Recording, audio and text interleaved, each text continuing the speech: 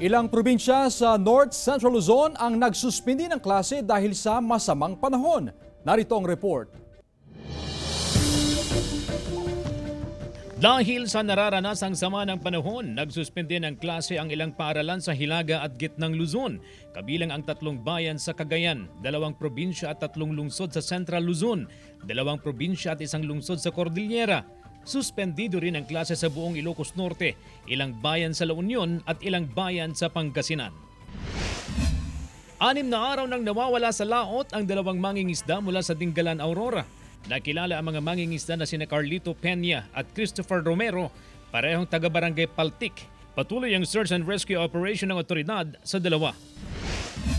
Patuloy ang monitoring ng PDRRMO sa epekto ng nagdaang bagyong Guring at Habagat sa Abra. Sa pinakahuling tala, aabot sa 264 na pamilya o katumbas ng 1,120 na individual ang apektado ng bagyo. Samantala, nasira ang approach ng San Antonio Bridge kaya pinag-iingat ang mga dumaraan dito. Tumaas din ang antas ng tubig sa Abra River. Unti-unti nang humuhupa ang baha sa mga probinsya ng Apayao at Kalinga ayon sa monitoring ng Office of the Civil Defense Cordillera.